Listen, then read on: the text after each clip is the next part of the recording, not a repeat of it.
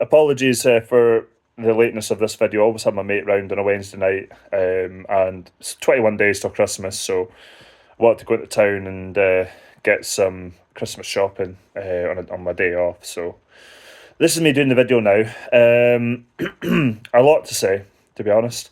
Dundee United hosted stuttering Rangers, who have come back from the winter break struggling. Apart from 60 minutes against Braga, they haven't performed. And I was thinking about this.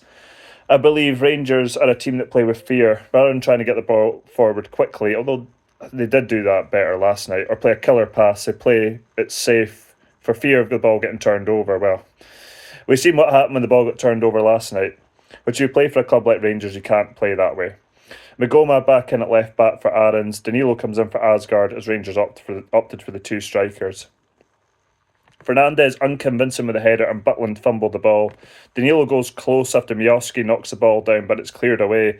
Sapsford opens the scoring for Dundee United, gets away from Fernandez and lobs the ball over the keeper. Again, just too easy. Muller heads wide as Dundee United looked for a quick second as Rangers were rocking. January cannot come quick enough. Dundee United are constantly getting in behind. A golden opportunity for Miowski to equalise, but the keeper saved it.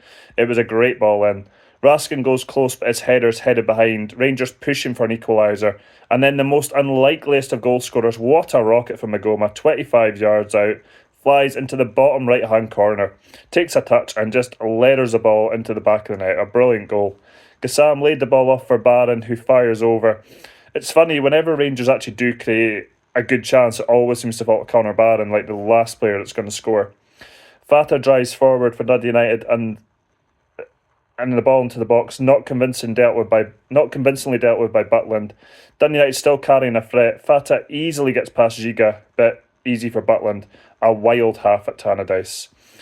In the second half, Barami's wicked effort saved by the keeper. Well, it actually wasn't a wicked effort, it was just a very poor bit of goalkeeping. And then Danilo went close for the overhead kick. Really is anyone's game. Gassam somehow didn't make it 2-1. A brilliant ball in by Raskin. And Gassam did get a touch, but it ended up hitting the post. And Danilo should have scored.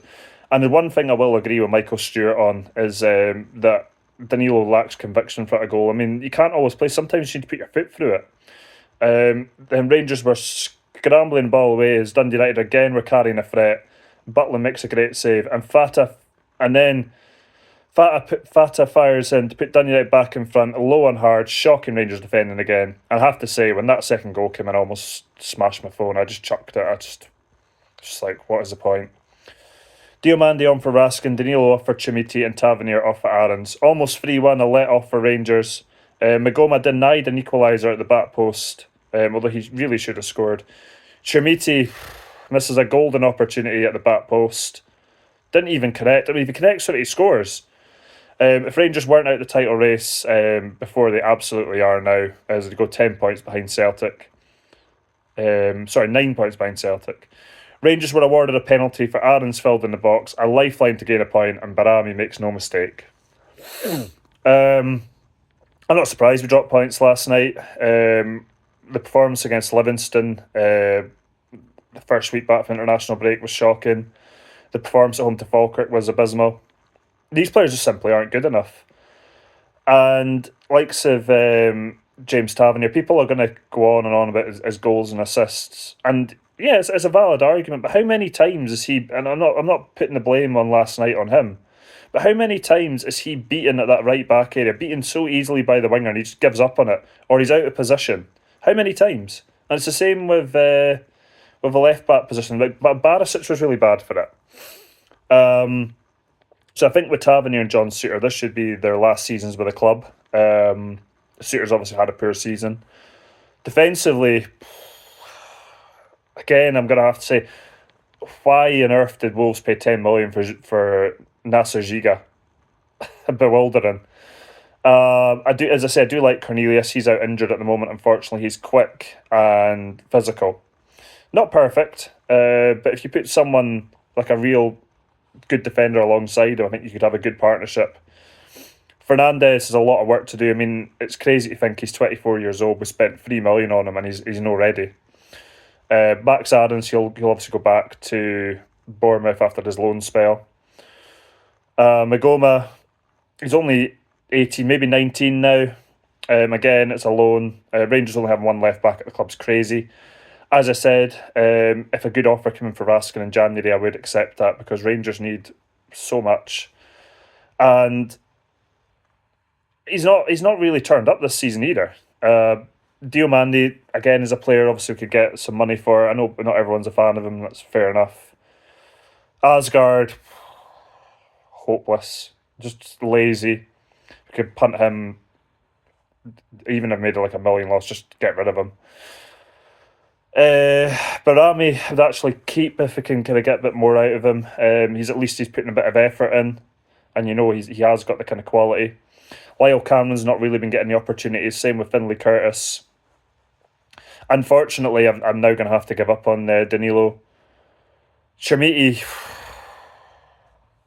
my God.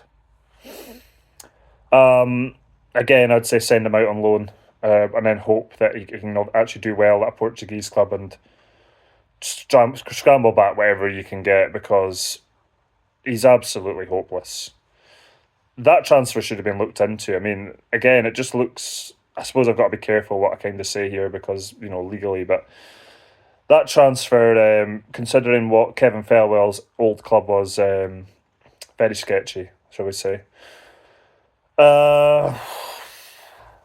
Miofsky, I mean, if he gets a service, I mean, should actually do kind of quite well for Rangers.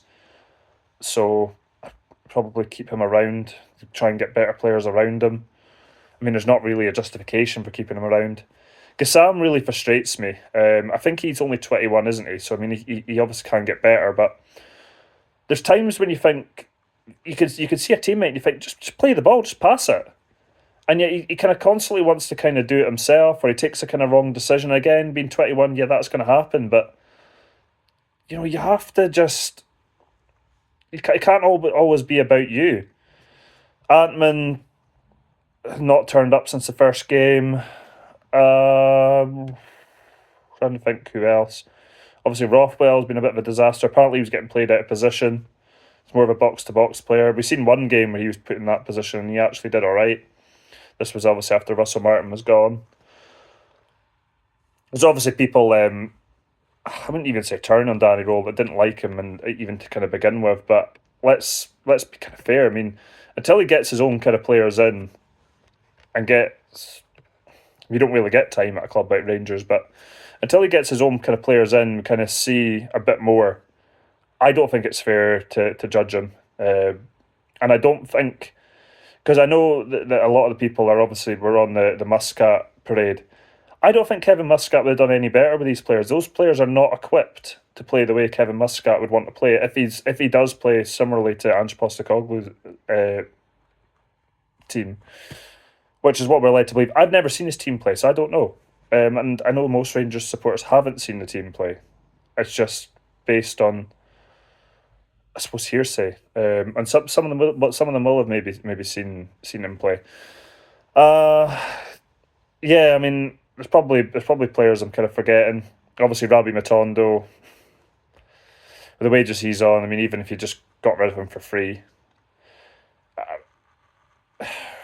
Rangers are going to need 5 or 6 in on January, just to try and,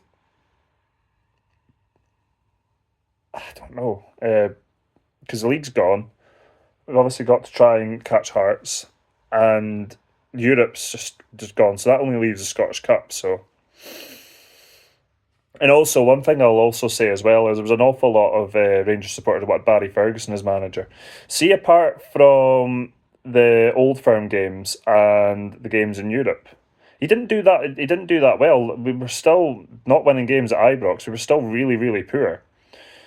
So he wouldn't have been the answer. Maybe he would have brought in that kind of Scottish contingent and it would have helped Rangers. So, I mean, maybe he would have helped Rangers along the way. It would have been a much better appointment than Russell Martin.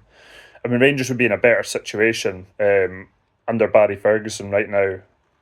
Well, maybe not. They would have been in a better position than they would have been under Russell Martin. They wouldn't have just won like one league game. I mean, that's just ridiculous. And Russell Martin should never have been appointed as Rangers manager. Anyway, I know this video is approaching sort of 10 minutes, so I better just kind of cut it off there. But there's a lot I kind of had to get off my chest. Got Kilmarnock away on Saturday night, 8 o'clock. Plastic pitch, winter time. Probably expecting to drop points there as well. January can't come soon enough, and hopefully we've got some players lined up straight away, because this team needs serious rebuilding, which is crazy for the money spent this summer, that the team is just so much weaker than what it was before. Can't defend, no control in the midfield, and can't score goals. Doesn't really get much worse than that.